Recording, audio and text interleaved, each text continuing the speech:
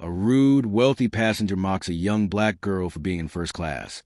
But when her true identity is revealed, the entire train goes silent in awe.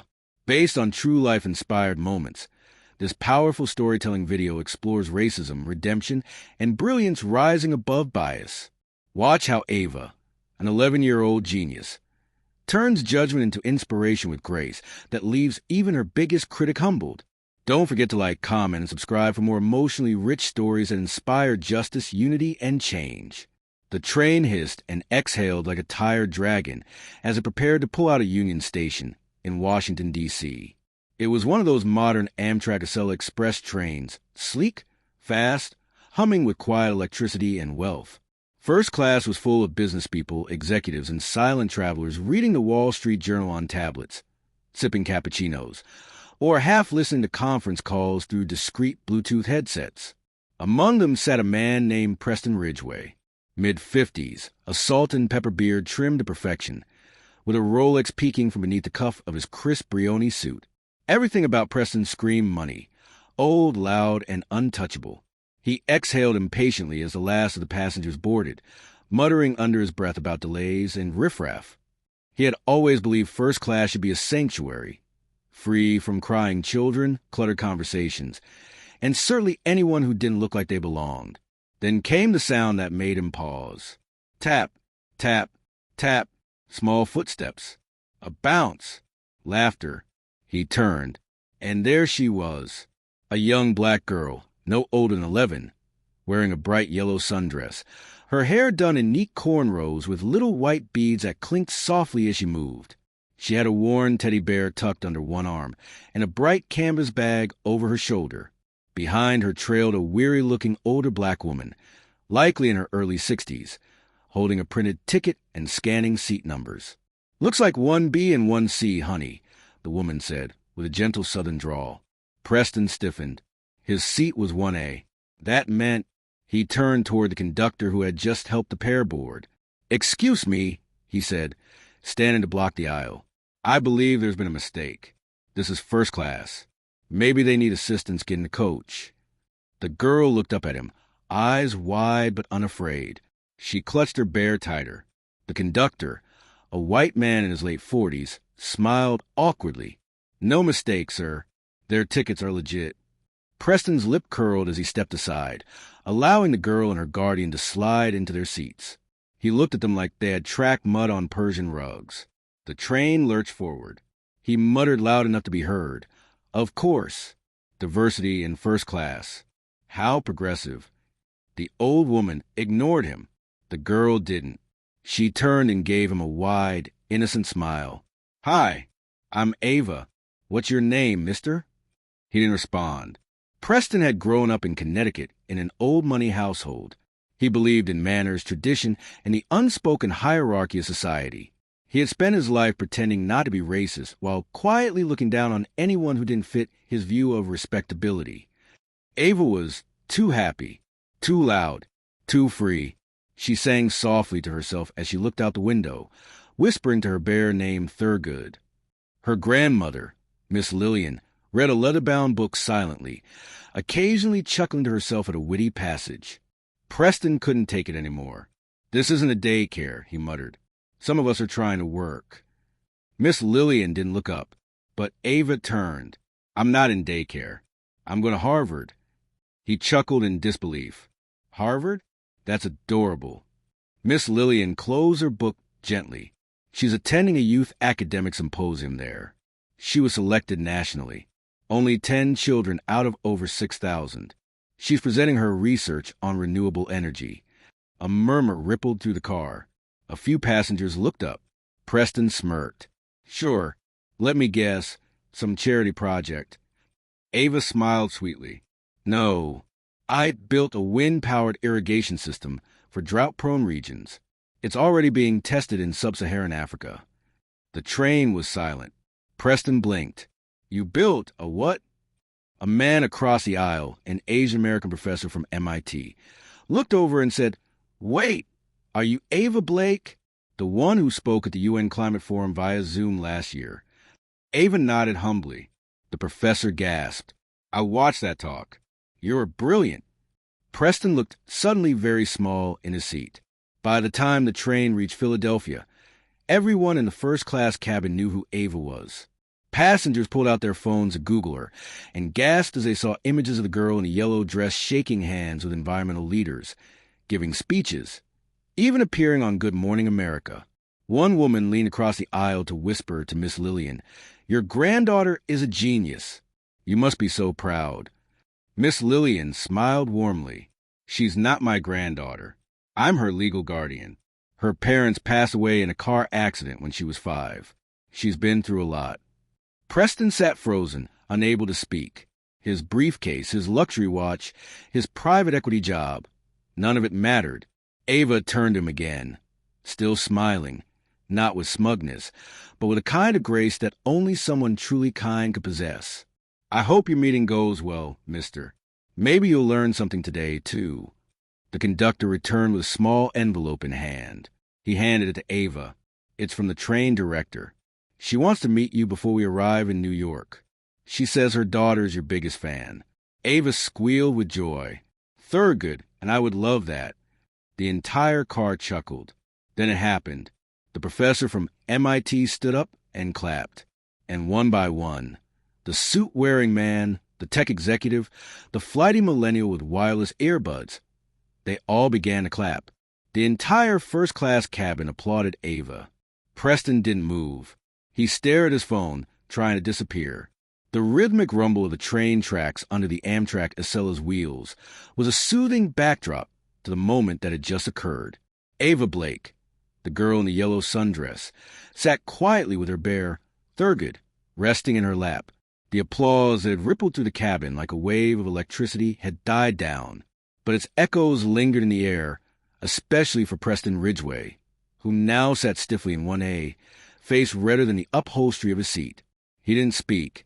He couldn't. The man who had scoffed at her, questioned her presence, and labeled her adorable with condescension, had just been publicly humbled. Yet the worst part wasn't the embarrassment. It was that Ava had never retaliated. She hadn't lashed out or defended herself with venom.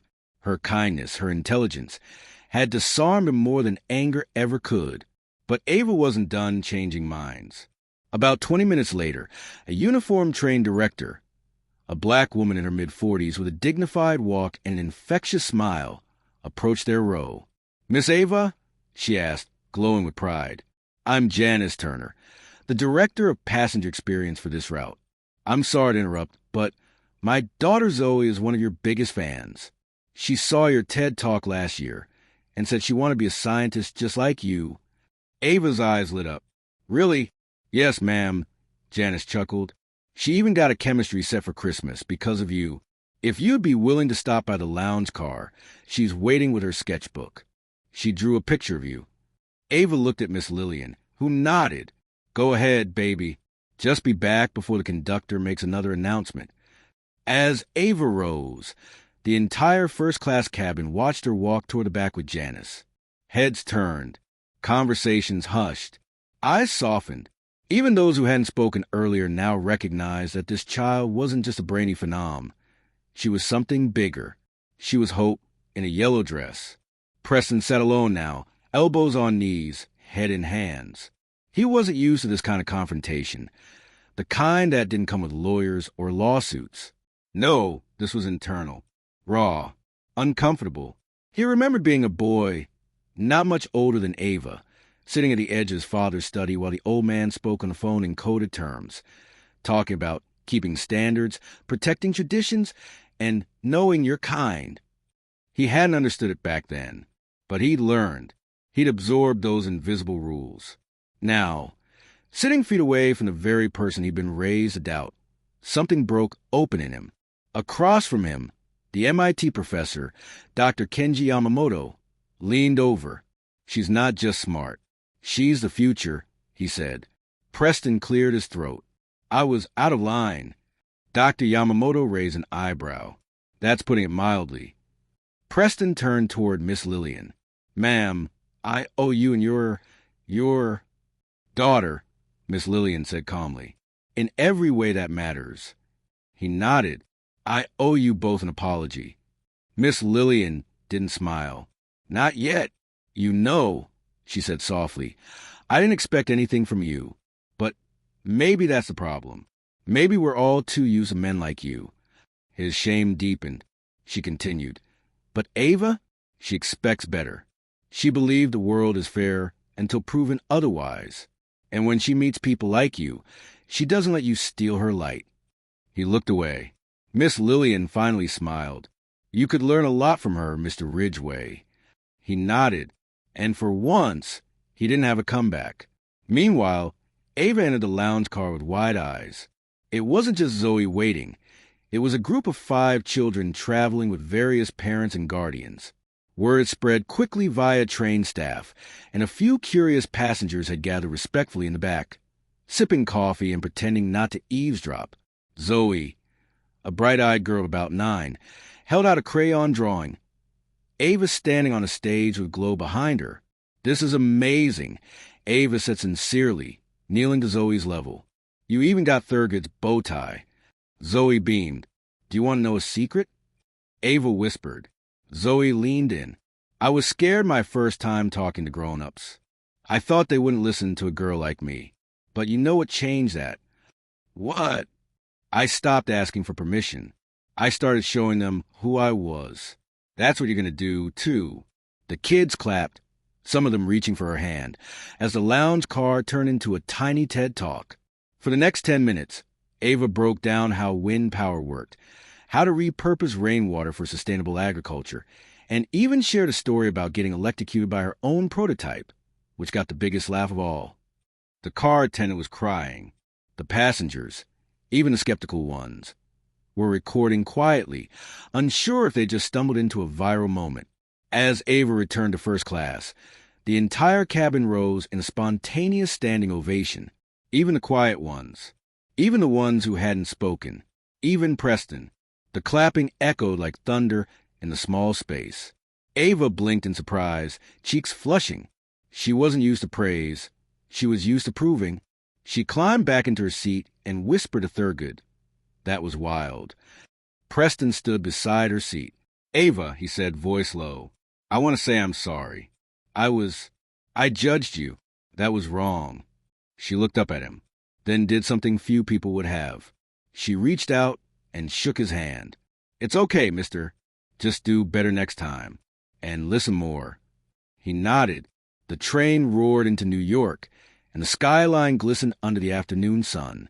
2 months later, a short video titled 11-Year-Old Genius Silences First Class with Grace went viral.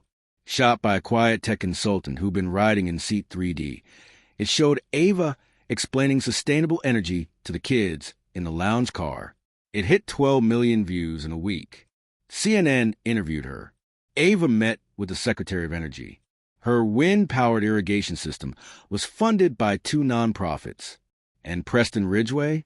He quietly donated $250,000 under pseudonym to a scholarship fund in Ava's name. Sometimes the smallest people can spark the loudest change. And sometimes grace wins, not because it's loud, but because it's unshakably powerful. Never assume someone's worth based on appearance, age, or skin color. The most brilliant minds, the kindest souls, and the fiercest change-makers often come wrapped in forms society isn't ready for. Ava didn't just silence a cabin. She ignited a conversation about respect, prejudice, and the power of brilliance over bias. Inspired by Ava's story, we bring you real, powerful stories of injustice, strength, and redemption. Hit subscribe and turn on the bell to never miss a voice that matters.